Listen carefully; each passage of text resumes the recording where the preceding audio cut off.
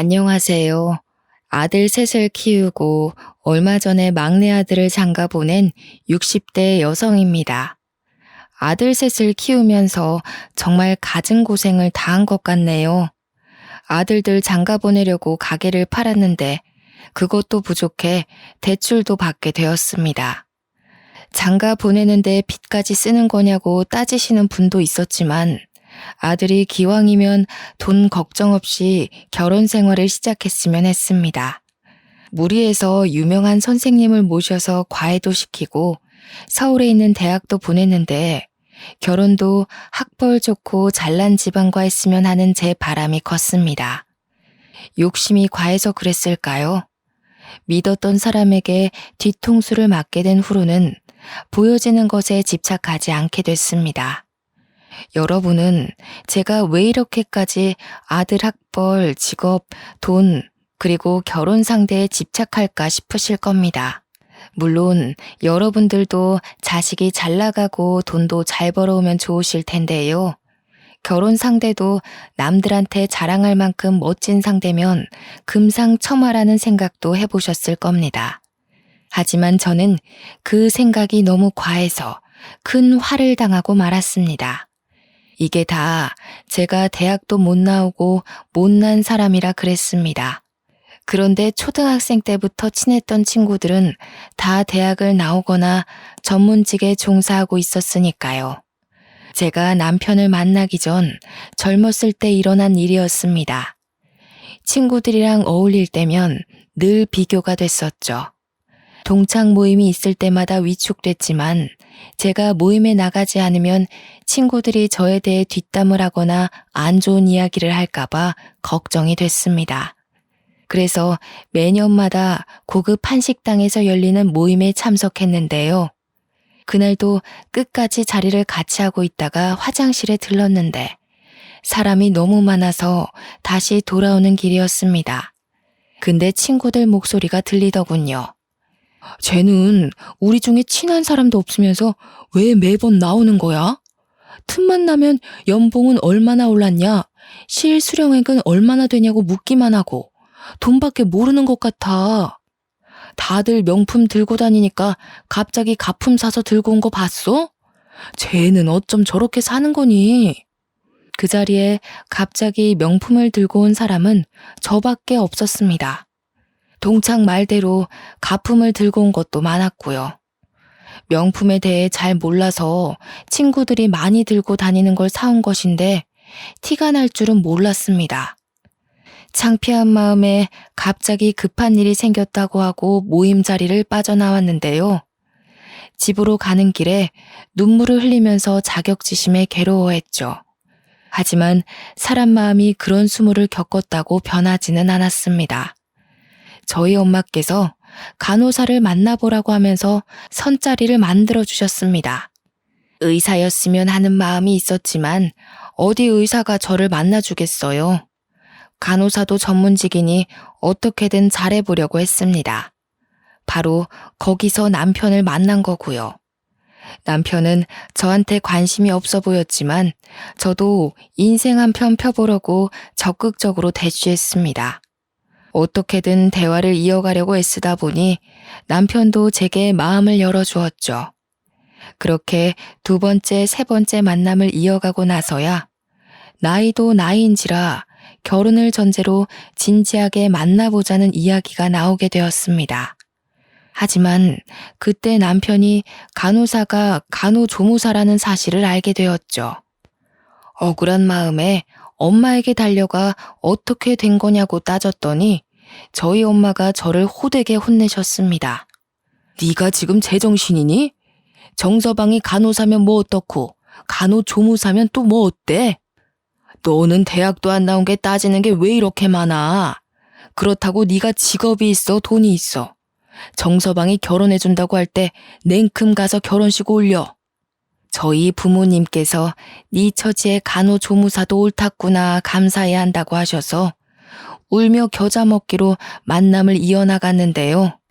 부모님 말도 틀린 말이 아니었습니다.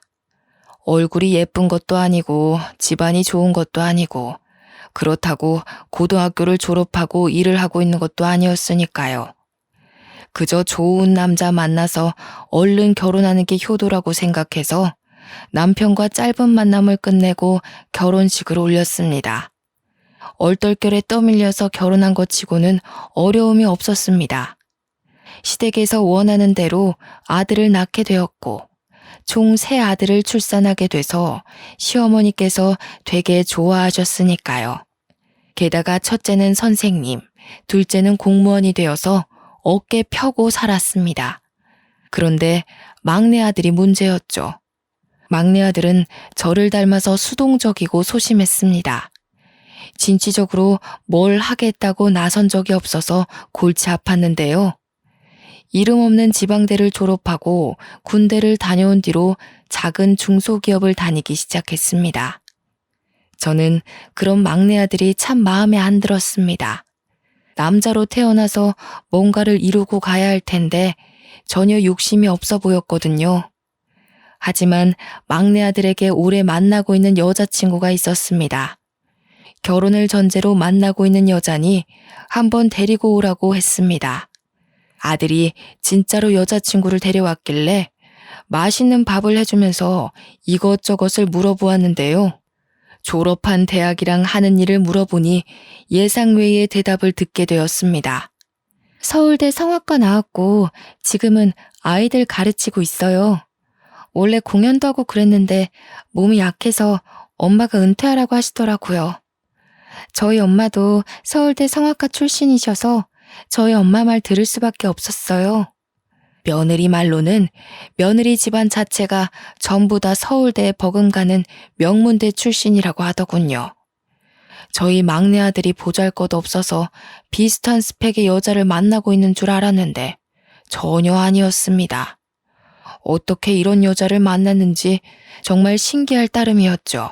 그 뒤로도 사돈어른과 한두 번 마주쳐서 만난 적이 있는데 정말 기품 있어 보였습니다. 배운 집안은 정말 달라 보이더군요. 저는 막내 아들의 여자친구를 며느리감으로 정해두고 막내 아들에게는 절대 헤어지지 말고 잘해주라고 말해두었습니다. 며느리가 학벌이랑 집안만 좋은 것이 아니라 성격까지 좋았습니다.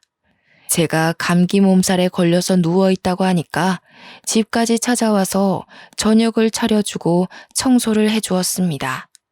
제가 그러지 않아도 된다고 말려봐도 며느리는 손까지 내저으며 공손하게 말하였습니다. 어머님, 너무 신경 쓰지 말고 누워 계세요. 밥 차리고 청소하는 게 뭐가 힘들다고 그러세요. 몸도 안 좋은데 제가 차린 밥 드시고 약도 드신 다음에 푹 주무셔야 해요. 남도 아니고 며느리 될 사람이니까 너무 불편하게 생각하지 마시고요. 저는 며느리가 한 말에 크게 감동받아서 반찬을 만들어서 가져다 주거나 형제나 친척들에게 자랑을 한 적이 있습니다.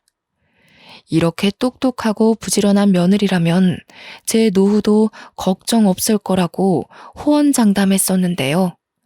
당연히 아들이 그런 며느리랑 결혼하겠다고 하니까 고민도 하지 않고 승낙했습니다. 상견례 자리도 수월하게 가지고 며느리가 혼수도 8천만 원어치를 해온다고 하였습니다. 결혼식 자금도 며느리 쪽에서 다 지불하면서 성대하게 올리자길래 간담이 서늘해졌죠. 저희 보고 집만 해오면 된다고 해서 거짓말을 하고 말았습니다. 10억짜리 아파트를 해놨는데 인테리어 업체랑 엉망으로 해놔서 여기저기 물 새고 난리 났다. 그거 소송 준비하느라 정신없어서 당분간 나랑 같이 살아야 할 것 같으니 일단 짐 싸고 우리 집으로 와라. 사실 10억짜리 아파트도 없었고 준비해 놓은 신혼집도 없었습니다. 제 처지에 해줄 집이라고는 단칸방뿐이었지만 서울대 출신의 좋은 집안을 가진 며느리를 포기할 수 없었죠. 저희 아들도 제게 10억짜리 아파트가 있는 줄 알고 언제 그런 재산을 모아뒀냐고 좋아했습니다. 다행히 며느리와 아들이 하나하나 캐묻지 않고 저희 집에 와서 살게 되었습니다. 며느리와 아들 그리고 제가 이렇게 한 집에 산 지 한 달이 지났을까요? 거짓말을 한 것 때문에 벌을 받게 되었는지 참하고 성실하던 며느리가 점점 변하기 시작했습니다. 아들이랑 있을 때에는 제게 상냥하게 대하고 집안일도 잘해주더니 아들이 출근하러 나가면 180도 변해버렸죠. 집안일을 하기는커녕 소파에 들어놓은 채 일어날 생각을 안 했습니다. 그래서 제가 집안일을 하면서 며느리에게 눈치를 줬는데요. 눈치 보지도 않고 오히려 짜증을 내면서 제게 비키라는 거 있죠?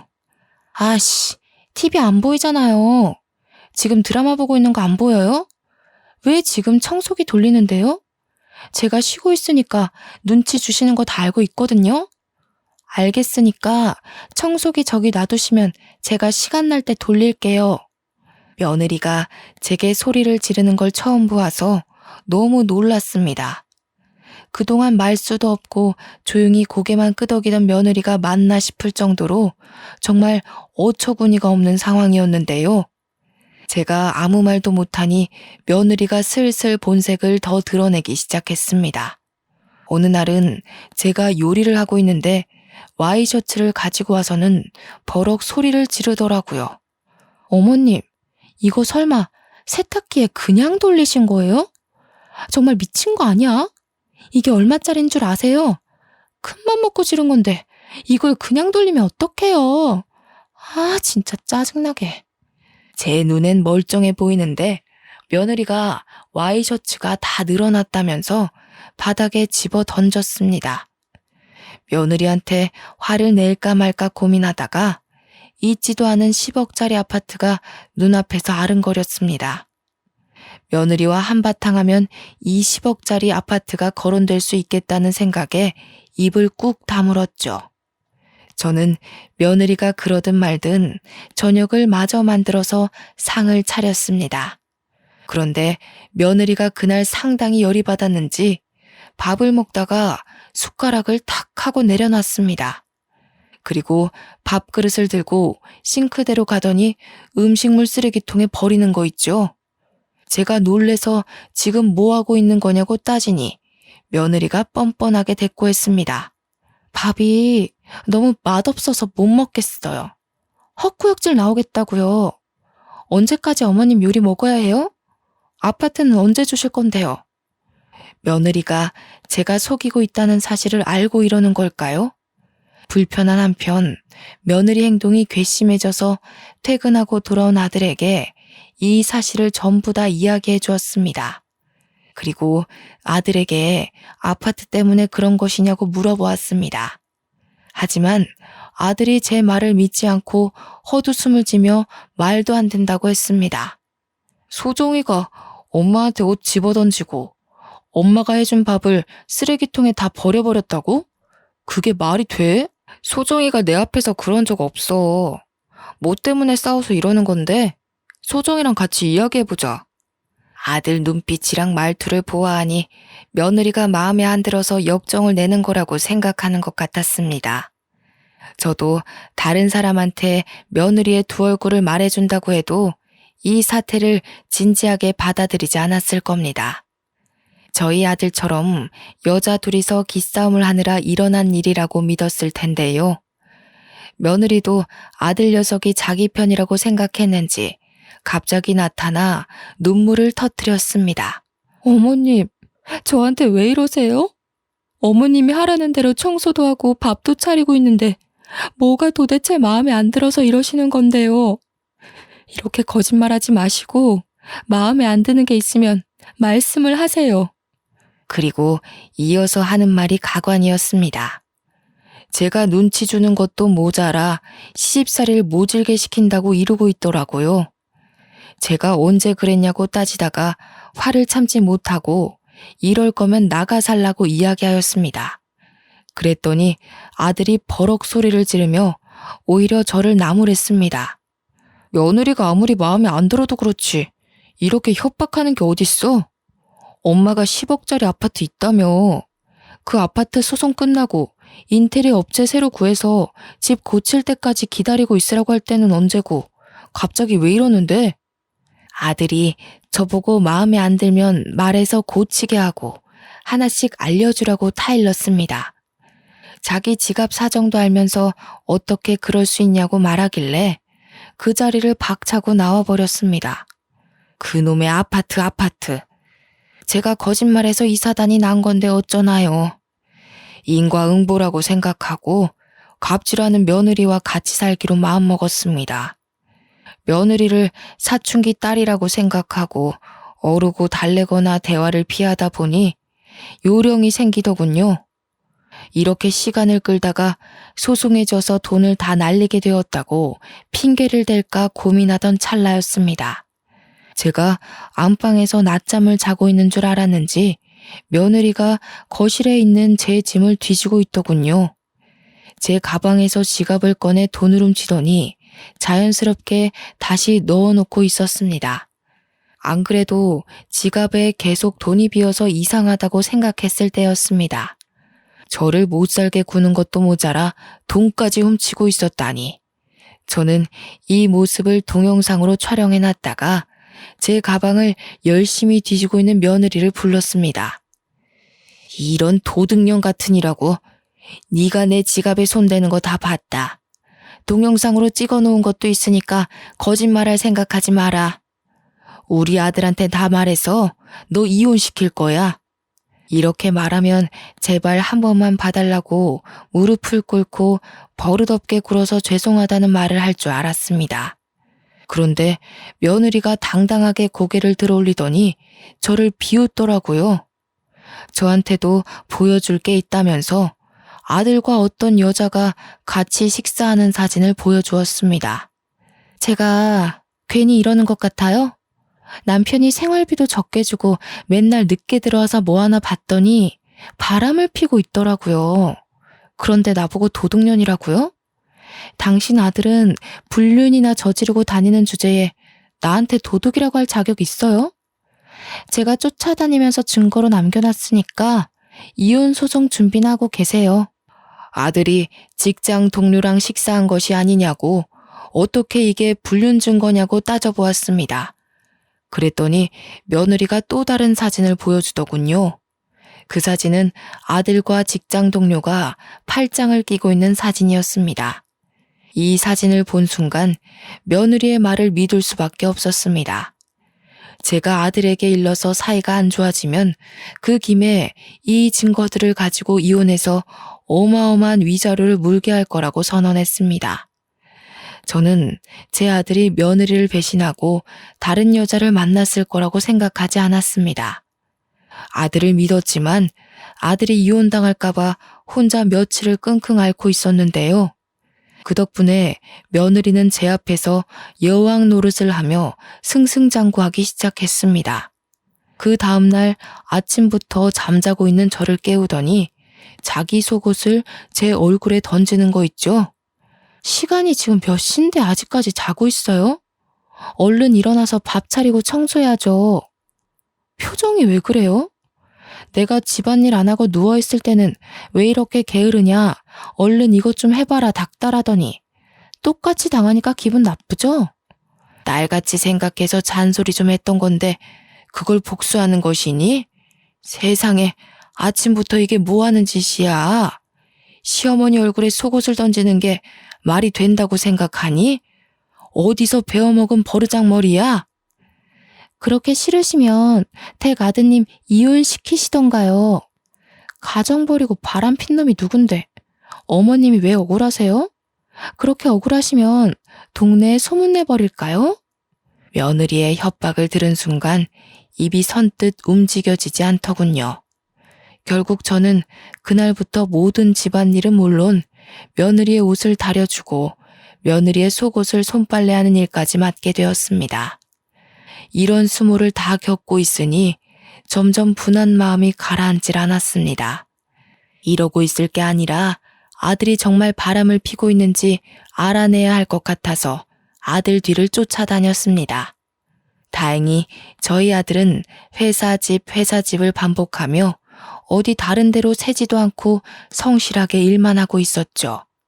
그때부터는 아예 며느리의 뒤를 졸졸 따라다니면서 도대체 어떤 여자길래 얌전하고 참한 여인애인 척 연기를 하는지 조사하기 시작했습니다.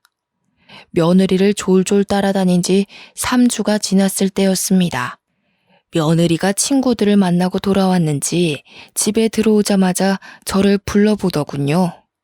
마치 제가 없으면 뭐라도 할 사람처럼 구석구석을 돌아다니면서 제 이름을 부르길래 베란다 구석에 몸을 숨겼습니다.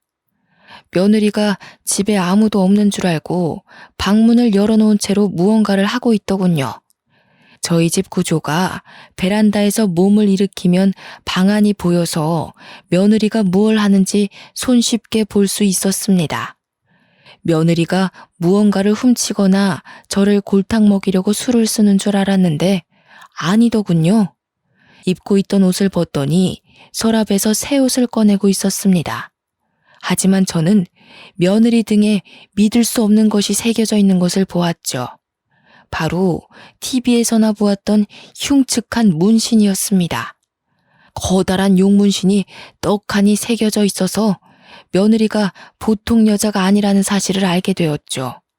세상에 어떤 여자가 등에 용문신을 새기겠어요. 만만치 않은 과거를 숨기고 있는 것 같아서 숨을 죽이고 있었습니다. 며느리가 옷을 챙겨서 화장실로 들어가 샤워를 하길래 서둘러 집을 나왔습니다. 그 길로 바로 사돈댁을 찾아가 문을 두드렸는데요. 사돈이 저를 보고 깜짝 놀라더니 이내 반가운 표정을 지었습니다. 어머, 사돈, 무슨 일로 이렇게 찾아왔어요? 우리 딸이 신세를 많이 지고 있죠? 아파트 문제 때문에 골치 아프다는 말 전해 들었어요. 설마 우리 딸이 빨리 아파트 달라고 떼쓴 거예요? 사돈 어른은 갑자기 찾아온 제 눈치를 살피면서 며느리 이야기를 꺼냈습니다.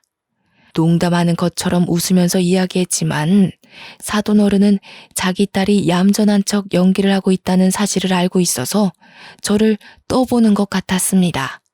저는 그런 거 아니라고 오랜만에 뵙고 싶었다는 핑계를 대고 있었습니다. 사돈 어른은 저를 위해 차와 다과를 내오고 며느리 근황을 물었습니다.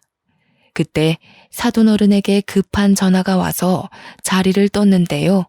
저는 얼른 며느리 방으로 들어가 서랍을 뒤져보았습니다. 역시나 제 예상대로 서랍 깊숙한 곳에 며느리의 앨범 사진이 들어있었습니다. 며느리가 서울대를 졸업한 줄 알았는데 생전 처음 듣는 전문대 졸업 앨범이 있더군요. 게다가 다른 사진을 보니 북주족 시절 사진도 있었습니다. 오토바이를 한 줄로 쭉 세워놓고 남자들이랑 찍은 사진이었는데요. 며느리가 짧은 치마를 입고 까만 라이더 자켓을 입고 있는데 전혀 다른 사람 같았습니다. 며느리의 대학교 졸업 앨범 사진은 제 핸드폰으로 찍어놓고 폭주족 사진은 몰래 챙겨두었습니다. 그리고 모르는 척 얼른 며느리 방을 빠져나와서 사돈 어른이 돌아오자마자 급한 전화가 왔다고 말하였습니다. 그래서 급히 사돈댁을 나서려다가 슬그머니 물어보았습니다. 사돈 어른도 서울대 출신이라고 들었는데 혹시 도와줄 수 있을까요? 그게 갑자기 전화 온 친구가 서울대 동문을 찾고 있다고 하네.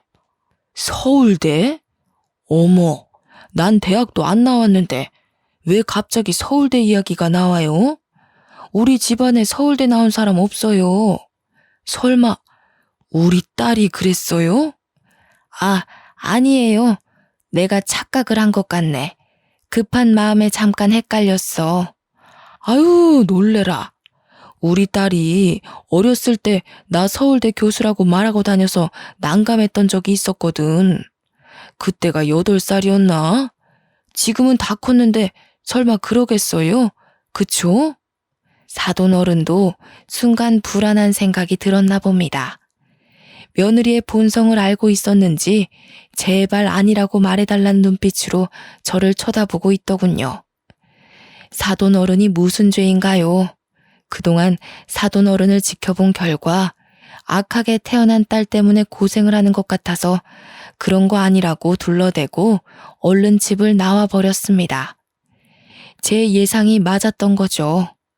며느리가 가족 자체가 서울대 출신이라고 했는데 순 거짓말이었습니다. 사돈어른에게는 착각을 한 것 같다고 말하면서 그 길로 아들이 다니는 회사 앞으로 달려가 잠깐만 보자고 했죠. 아들이 일하다 말고 급하게 1층으로 내려와 저를 찾았습니다. 저는 아들에게 긴 설명 없이 이것 좀 보라고 하면서 며느리의 사진을 보여주었는데요. 아들이 처음에는 며느리를 몰라보더니 가만히 들여다보다가 충격받은 표정으로 저를 쳐다보았습니다. 너도 믿기지 않지? 나도 사돈댁 갔다가 발견해서 깜짝 놀랐다. 과거에 잠깐 놀았던 거면 내가 말을 안 해. 옷 갈아입을 때 슬쩍 보니까 등에 커다란 용문신이 있더라. 대학 시절 졸업 앨범도 보니까 서울대가 아니라 전문대 나온 애야. 사돈 어른한테도 서울대 출신이냐고 물어봤는데 아니래. 도대체 어떻게 만난 여자길래 진짜 서울대 나왔는지 확인도 안 하고 만난 거니? 저는 그런 여자인 줄 몰랐어요. 자기 입으로 서울대 나왔고 아이들 가르치는 선생님으로 일하고 있다고 하니까 믿었죠. 누가 그걸 확인해 보려고 하겠어요. 이러고 있을 게 아닌 것 같아요. 지금 소정이한테 따지러 가야겠어요. 따지러 가기 전에 알아야 할 게 있다. 소정이 몰래 만나고 있는 여자 있니? 며느라가가 그러던데. 뒤를 쫓다가 네가 여자랑 단둘이 밥 먹고 팔짱 끼고 있는 모습을 봤다고 하더라. 나도 그 사진을 봤고. 사진이요? 도대체 무슨 사진을 말하는 거죠? 소정이가 뭐라고 하면서 그 사진을 보여줬는데요? 아들 녀석이 잔뜩 흥분한 채 묻길래 며느리의 실체를 빠짐없이 털어놓았습니다. 아들이 바람을 핀 증거를 대서 이혼 소송을 할 거고 거에게 위자료를 요구할 거라는 며느리의 계획을 다 이야기해 버렸죠. 제가 이렇게 말하니 아들이 자기는 바람 핀 적이 없다고 했습니다. 아들은 며느리에게 배신감을 크게 느꼈는지 갑자기 반차를 쓰고 나왔겠다고 말하더군요. 아들이 급하게 집안일 문제로 휴가를 낸다고 말하고 저와 함께 며느리를 찾으러 갔습니다. 며느리는 아무것도 모르고 평소처럼 소파에 누운 채 TV를 보고 있었습니다. 다리를 건들건들거리면서 다 큰 처녀가 배를 푹푹 긁으면서 크게 웃음을 터뜨리고 있었죠. 아들 앞에서 늘 다소곳하게 앉아있던 애라서 아들이 처음 보는 모습이었을 겁니다.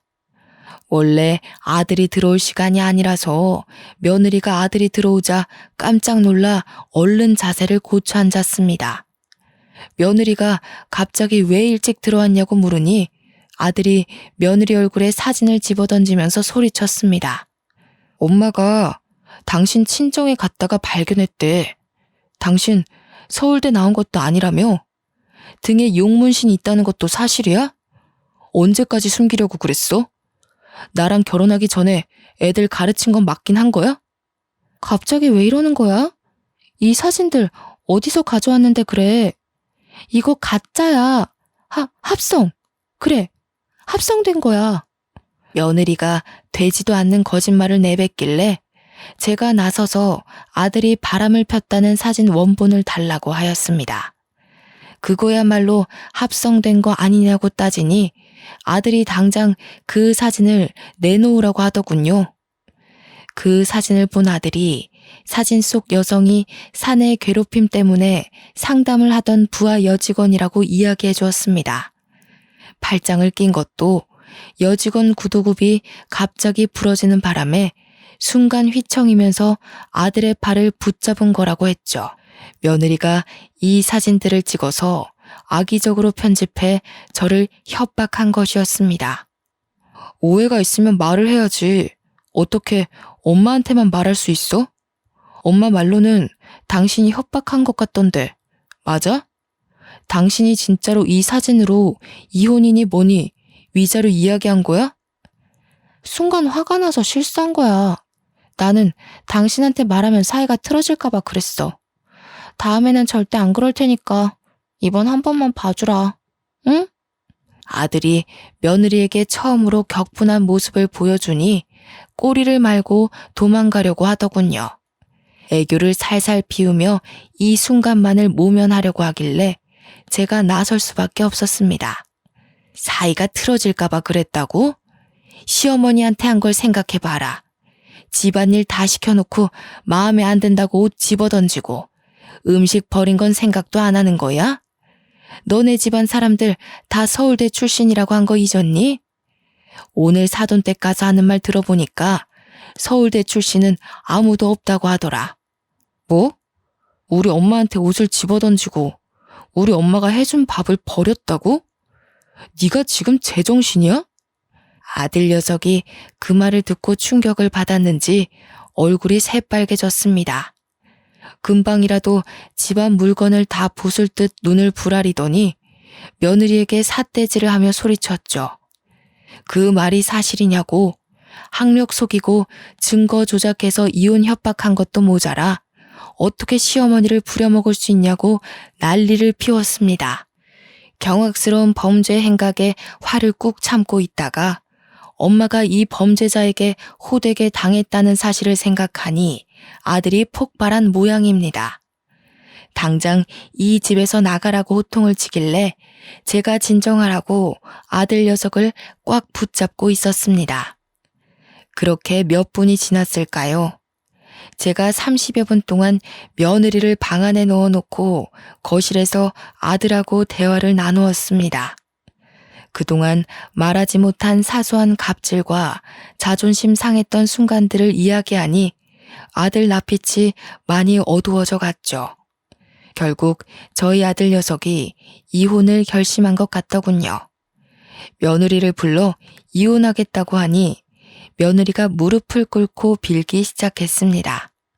속여서 미안해 오빠. 어머님한테도 죄송해요. 제가 학력 속이고 어머님 협박하려고 한 건 아니에요. 저도 살려고 그랬어요. 가난이 지긋지긋해서 너무 힘들었어요.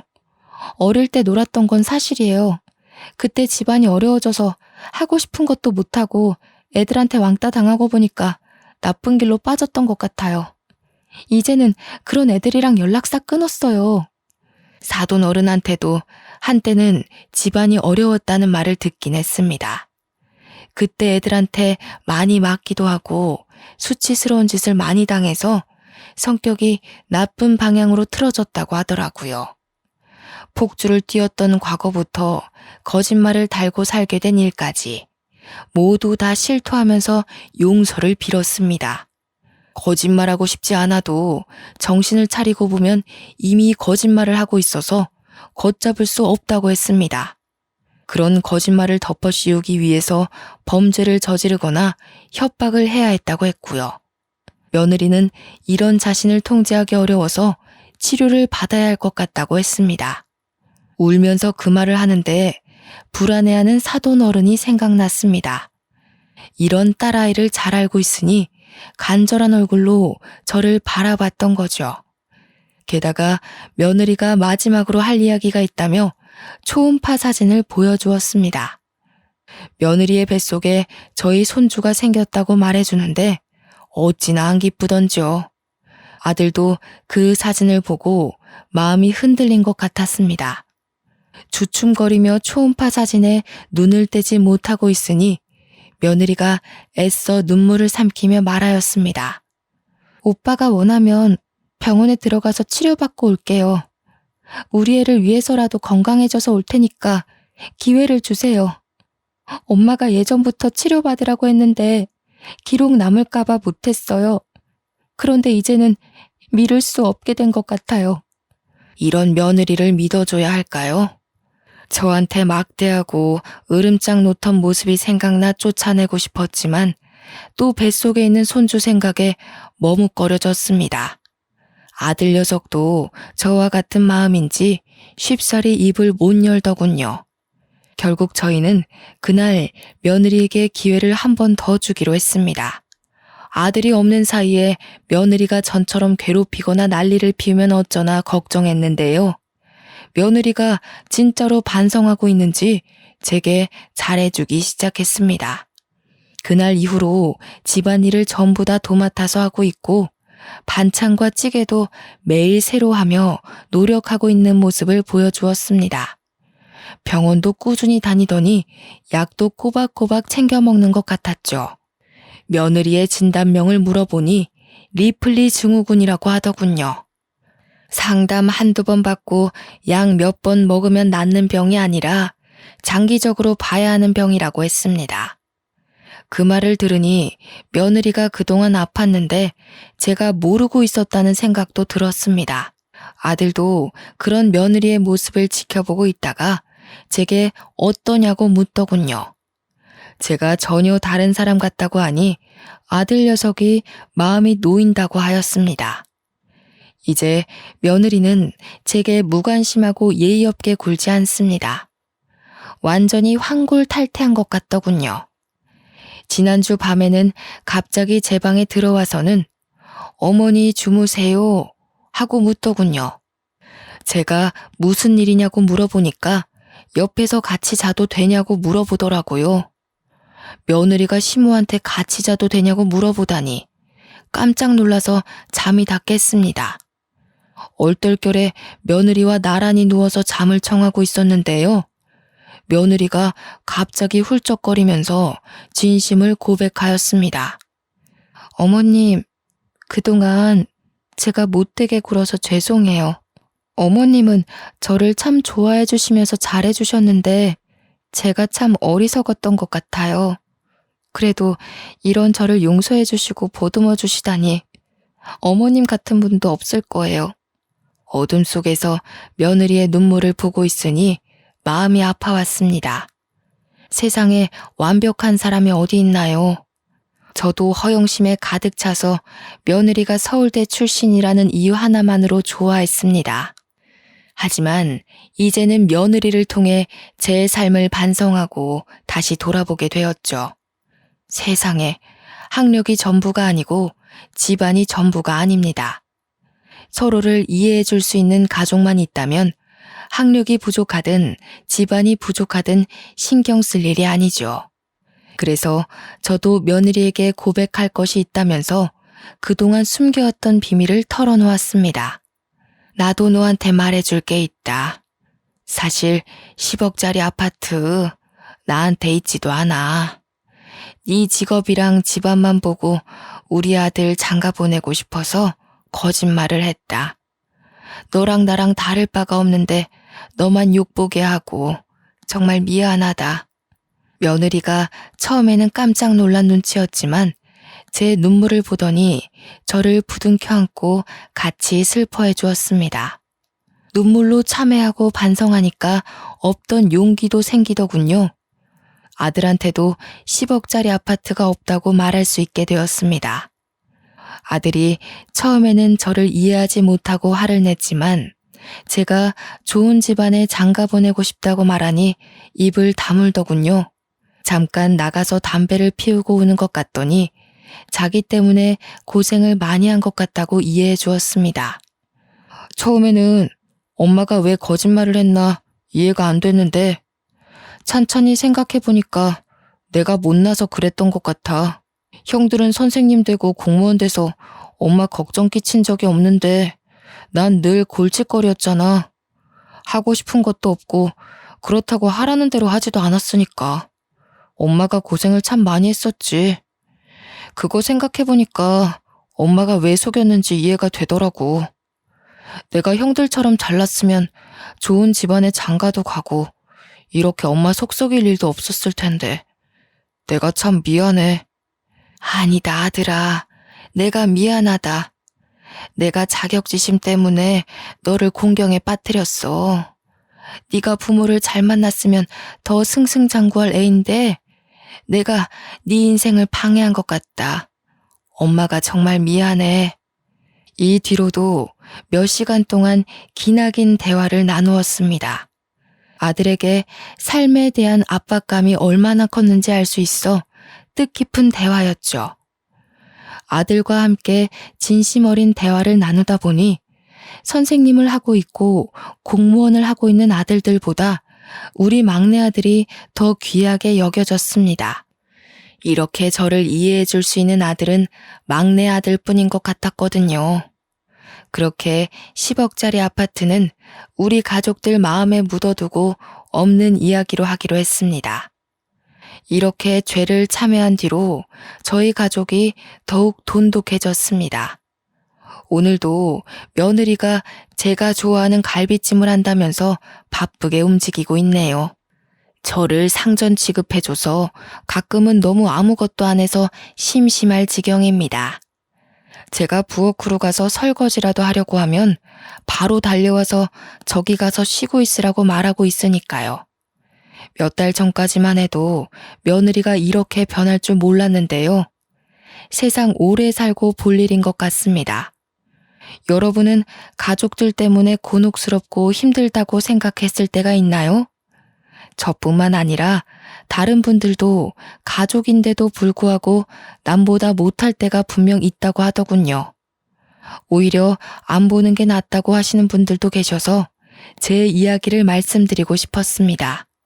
지금은 원수처럼 느껴지고 눈앞에서 사라졌으면 좋겠다고 하실지도 몰라도 기다려 보시길 바랍니다. 시간을 들여 노력한다면 전보다 더 나아질 수도 있습니다. 저도 나쁜 며느리를 만나거나 아들과 며느리가 안 맞는다면 이혼하는 게 답이라고 생각했는데 이혼이 마냥 정답이 아니라는 생각이 드네요. 요즘 많은 사람들이 이혼을 선택한다고 하지만 이혼은 정말 최후의 수단인 것 같습니다. 저도 제 아들의 이혼을 생각해 본 입장이라 말씀드립니다. 이혼이라는 무게가 생각보다 무거우니 다양한 방법을 다 써보시고 선택하시길 바랍니다. 여러분 앞에는 이혼이라는 단어가 떠오르지 않을 정도로 행복하고 묻어냈으면 좋겠네요. 여기까지 제 사연글 읽어주셔서 감사합니다.